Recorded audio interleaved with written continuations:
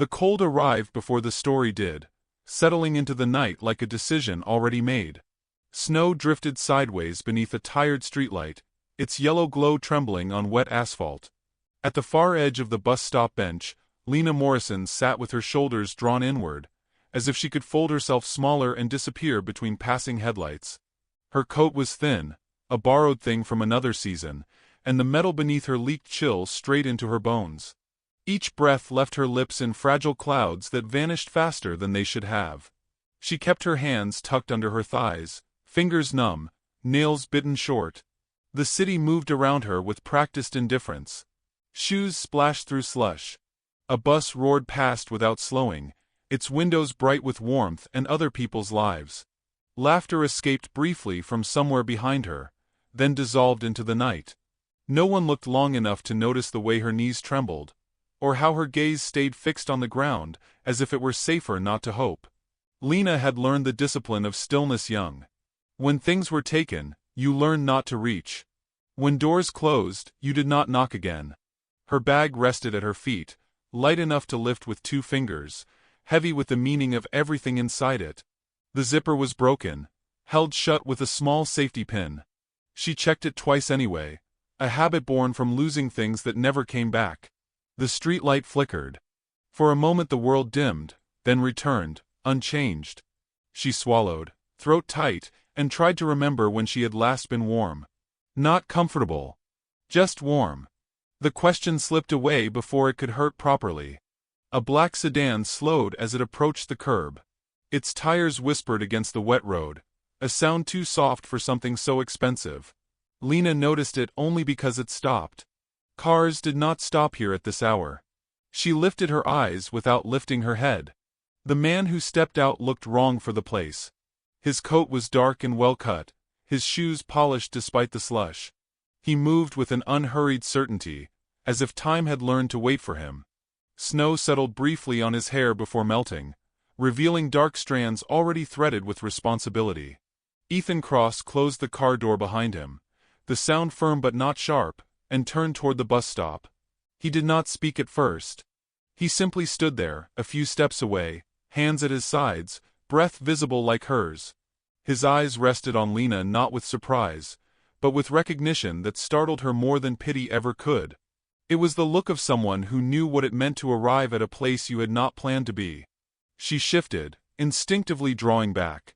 Her shoulders tensed, ready for whatever question would ask her to explain herself. None came. The silence stretched, filled only by the distant hum of traffic and the soft click of snow against glass. Ethan slipped off his gloves. The leather creased, shaped by long use. He held them loosely, as if unsure where to put them, then took a step closer. Not close enough to trap her. Just close enough to be real. "You're going to freeze out here," he said. His voice was low, steady, unafraid of the quiet. Lena's mouth opened, then closed. She had answers prepared for many things. This was not one of them. She shook her head once, a small movement meant to end the conversation before it could begin. He studied her for another second, then nodded, as though accepting information she had not spoken. Snow gathered along the bench, tracing the outline of where she sat. Somewhere inside the sedan, a heater hummed, unheard but imagined, a promise she did not yet trust. "Get your things," Ethan said, the words gentle, almost careful. "And come with me." The sentence landed between them, fragile as glass. Not a command. Not a plea. An opening. Lena felt fear rise, sharp and immediate. Not fear of him, but of the space his words offered. Of warmth that might be taken back. Of kindness that asked nothing and therefore demanded everything. She looked at his face again, searching for the hook, the expectation, the price. She found only patience, and something quieter beneath it. Loneliness, worn smooth by time. A bus approached in the distance, its headlights cutting white lines through the snow. Habit urged her to stay seated, to let it pass, to keep the night exactly as it was because it was already survivable. Her fingers brushed the strap of her bag. The safety pin bit lightly into her skin. Slowly, as if moving underwater, Lena stood. The cold protested, rushing into places it had not yet claimed. She slung the bag over her shoulder and took one step toward Ethan, then another. Snow settled into her hair, melting against the warmth of her scalp, a small surrender. Behind her, the bus roared past without stopping. The streetlight flickered again, then steadied. Ethan turned toward the car, holding the door open without looking back to see if she followed. For a moment, Lena remained where she was, balanced between the bench and the unknown, the cold pressing in like a familiar hand. Then she exhaled, stepped forward, and let the night close quietly behind her. The car waited with its engine running, a low, steady sound that suggested continuity rather than escape. Ethan paused beside the open door, not ushering, not urging, giving her the dignity of choosing each step. Up close, she noticed the faint lines of tiredness around his eyes, the kind earned over long nights and quiet responsibilities. He smelled faintly of winter and clean wool. When she reached the curb, he met her gaze once more, not to reassure, but to acknowledge the risk they were both taking. Snow kept falling, quietly waiting for answers. Together. The car filled with warmth slowly, not all at once, but in careful degrees, as if even the heater understood the need not to rush. Lena sat rigid in the passenger seat, hands folded in her lap, watching the city slide past through a fogged window. The glass blurred streetlights into soft halos, gold dissolving into white, and for the first time that night, the cold loosened its grip on her fingers. She did not thank him. Gratitude, she had learned, could feel like a debt if spoken too soon. Ethan drove without music.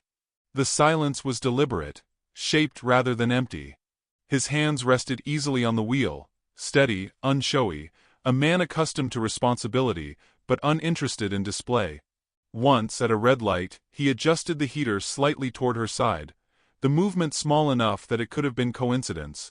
Lena noticed anyway. She noticed everything. They spoke only once on the drive. "You don't have to explain anything," he said, eyes still on the road. The words were offered plainly, without reassurance layered on top. She nodded, though he did not see it, and felt something in her chest ease by a fraction.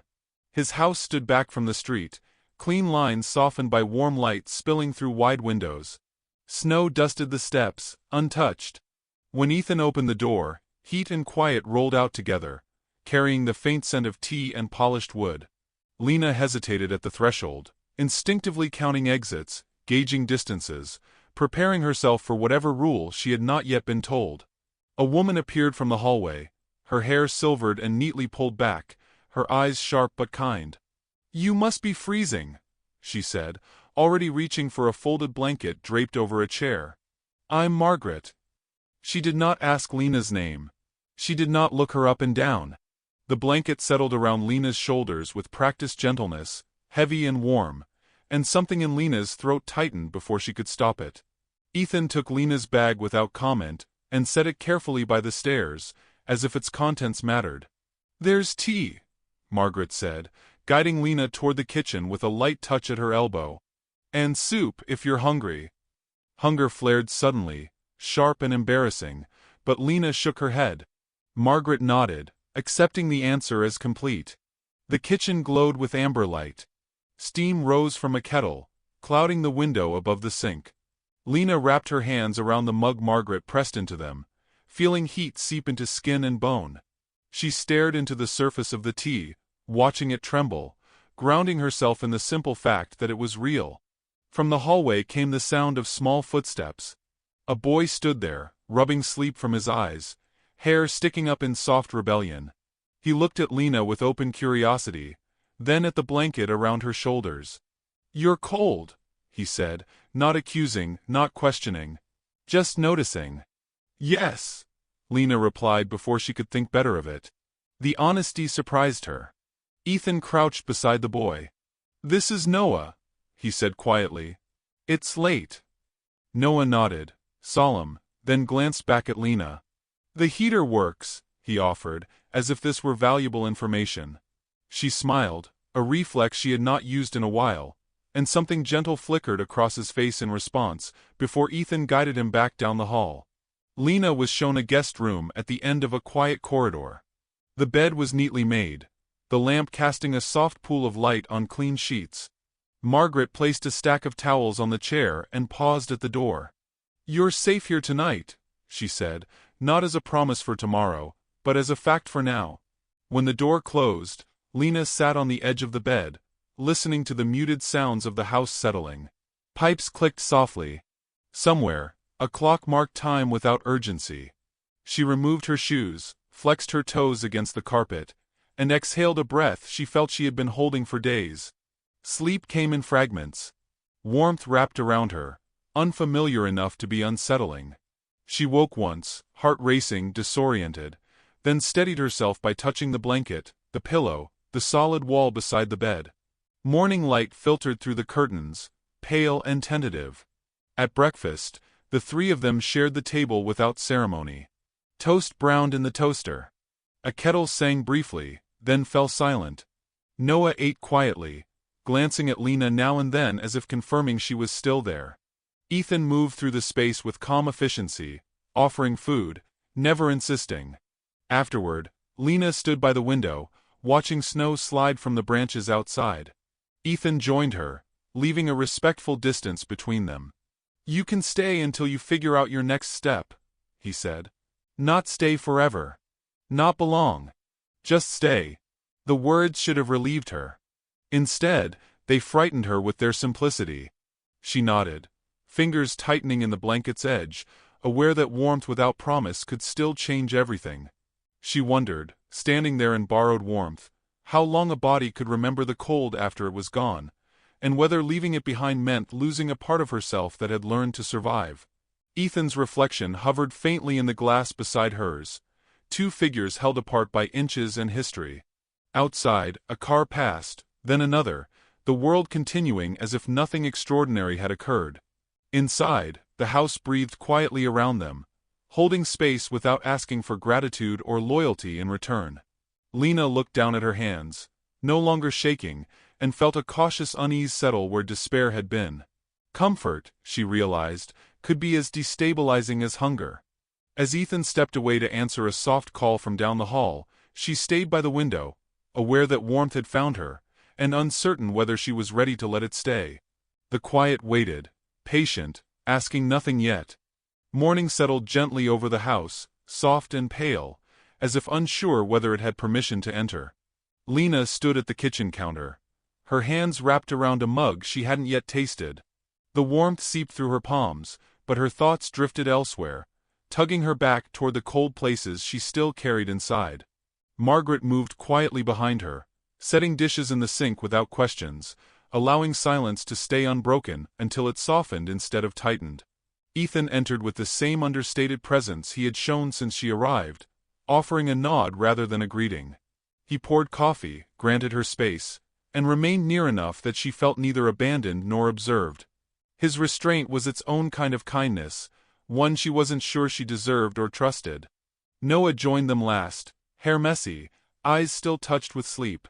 He offered her a shy wave before climbing into his chair, and somehow that small gesture steadied her more than any adult reassurance could have. After breakfast, the house thinned into quieter rooms. Ethan invited her to sit in the sunroom, where morning light pooled on the floor like warm water. She hesitated before following, feeling her pulse rise with the suspicion that conversation meant exposure. Still, she stepped in, drawn by something beyond reason. Perhaps by the gentleness she had seen in how he carried his loneliness, not as a burden but as a truth he had learned to coexist with. Ethan settled into an armchair, leaving the couch for her, though she sat at the edge as if prepared to flee. "You don't owe me anything," he said, his voice even. "Not explanations. Not gratitude. Not a story." She stared at the floor, unsure whether relief or fear came first. No expectation felt strangely like a door she didn't know how to open. "But you look like someone who's had to hold everything alone for too long." The words were not prying, merely noticing, much like Noah's quiet observations. Lena exhaled a breath she didn't realize she had been keeping inside her ribs. She didn't plan to speak, yet the truth surfaced anyway, shaped by exhaustion rather than courage. "I got used to disappearing," she murmured. "It felt safer than waiting to be thrown out." Her fingers tightened around the mug. You stop expecting to stay anywhere long enough for people to learn your name. Ethan nodded, a slow, thoughtful motion that carried weight without pressure. Names matter, he said. They tell us we exist somewhere, even if only for a moment. She lifted her eyes, surprised by the simplicity of the statement. It didn't feel philosophical. It felt lived. The room dimmed slightly as clouds passed over the sun. Something in the shift loosened Ethan's composure, or perhaps he simply chose to let it slip. I used to think responsibility meant never showing weakness, he said. My wife believed the opposite. She said honesty is easier to carry than silence. His gaze steadied on the window, unfocused but present. Losing her was the first time I understood how heavy quiet can be. Lena felt her breath catch. He had not raised his voice, had not dramatized a single detail, yet the tenderness in his confession pressed gently against the walls she kept around her. She did not respond immediately. Some truths did not require answers. They only needed somewhere soft to land. Rain began unexpectedly, tapping lightly against the glass, blurring the outline of the garden. The sound filled the silence between them, warm and rhythmic.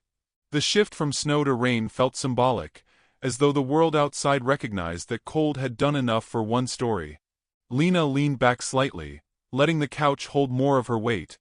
I don't know how to be in someone's life without feeling like a burden, she admitted. Even now, being here feels temporary. Like if I breathe too loudly, I'll be reminded that none of this is really mine.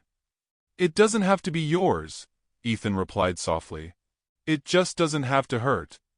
The sentence struck deeper than comfort, because it wasn't promise, wasn't pity, wasn't claim. It was simply room to exist without consequence. She looked at him then, truly looked, and recognized not only the steadiness he offered but the ache he hid behind it. They were two people shaped by different losses, yet each traced by the same longing to be seen, without being asked to perform worthiness. Noah wandered into the room moments later, clutching a wooden toy. He climbed into Ethan's lap, resting his head against his father's chest with the unguarded trust children possess. Ethan smoothed his hair absent-mindedly, eyes still focused on Lena. The trio formed a quiet tableau, grief, strength, innocence, woven together without intention yet undeniably connected. Noah peered at her over Ethan's arm. You can sit with us, he said, offering the toy with solemn sincerity.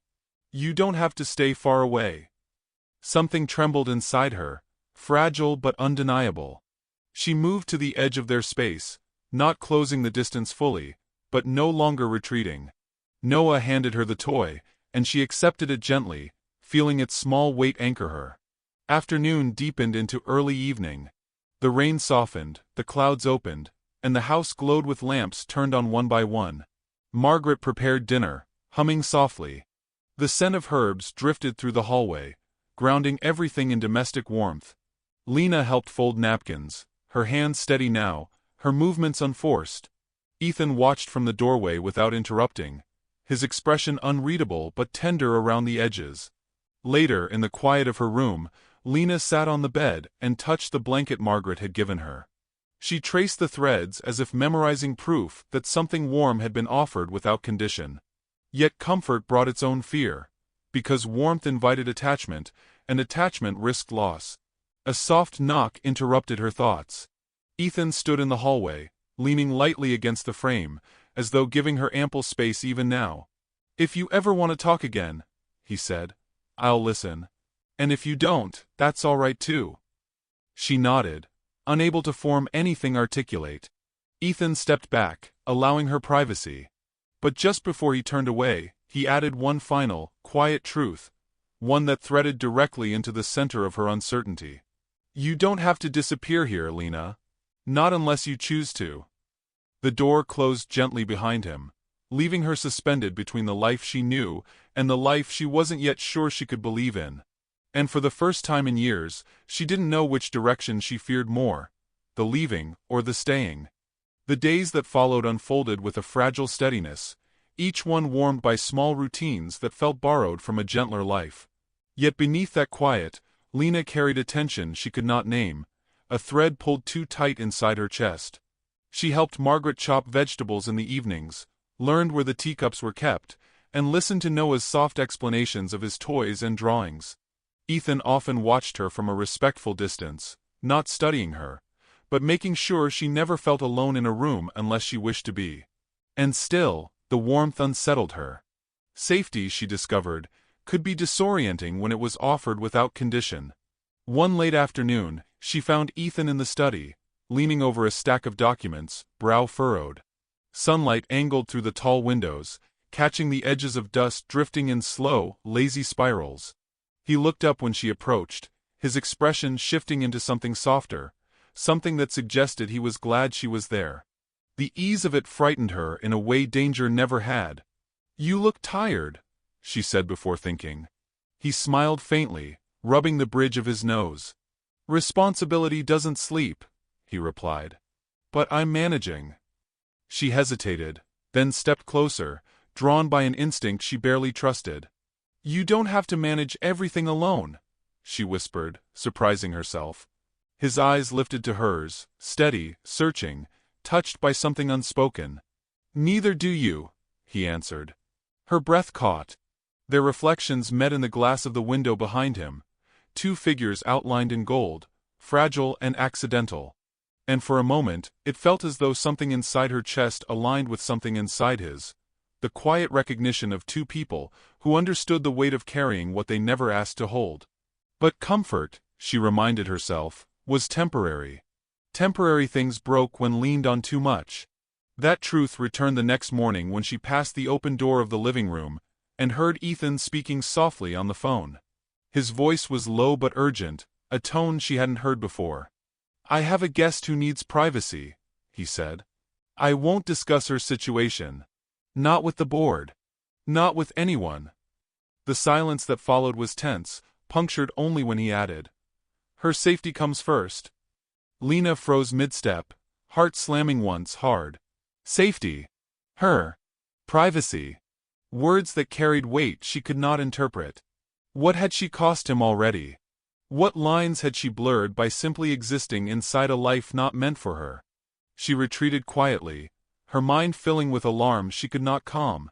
She packed her bag slowly at first, then faster, the familiar ritual soothing in its efficiency.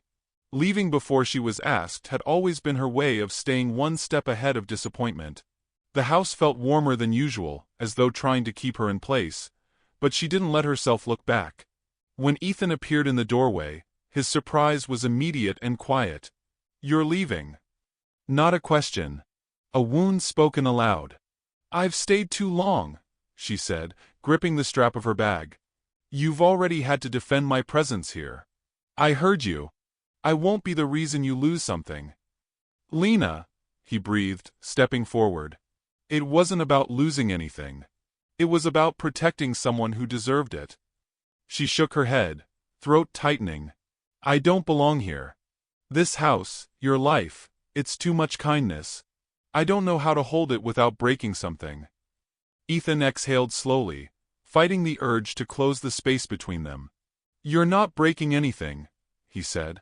"You're learning to breathe somewhere that doesn't hurt." But her fear was louder than his reassurance. "I can't be another responsibility for you," she whispered. "You've already lost enough." The sentence struck deeper than she intended. Pain flickered across his face, real, human, unguarded. "You're not replacing anyone," he said softly. "You're not a shadow or a burden. You're here. And that matters." But she lowered her gaze. "I don't trust myself to stay without fearing the day I'm told to go." He understood then, not the logic, but the ache beneath it. The child who learned to disappear before being dismissed.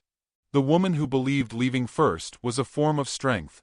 He didn't stop her when she walked past him, though every instinct in him strained to. Instead, he followed her outside, where snow had begun falling again, soft and whisper-thin. They drove in silence to the bus stop, the same place where their story had shifted its temperature. The streetlight flickered as if remembering her.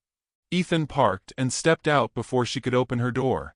He walked around and offered his hand, not to hold her, but to steady the moment. She accepted it reluctantly, her fingers trembling in his. "You came here in the cold," he said gently. Tonight, you leave with warmth. That means something. She couldn't answer. Words collected in her throat like stones. He reached into his coat and pulled out the gloves he had removed the night they met. He placed them in her hands with careful reverence, a symbol returning home. "These were mine," he said. "Now they're yours. Not a promise. Just permission to be warm." Her breath faltered, drifting upward in a fragile cloud. "Ethan," she whispered, voice breaking. "Everything in me wants to stay. But everything in me is terrified of staying." He held her gaze, steady and unflinching. "Then stay scared," he said gently. "But stay honest. Stay human. Stay long enough to learn what safety feels like." A bus approached in the distance, its headlights dissolving into snowy halos. She turned slightly toward it, instinct worn deep, then looked back at him. His expression held no expectation, only hope softened by restraint. The bus slowed, brakes sighing. Doors opened with a hollow hiss. A gust of cold swept past them, lifting her hair, chilling the warmth of his hands. Lena stepped forward. Then stopped. Her voice, when it came, was barely a breath. "Ethan, what if the place I'm trying to return to isn't the bus stop at all?" His eyes widened, not with triumph, but with something far more fragile. Recognition. The snow fell harder, waiting for her next step.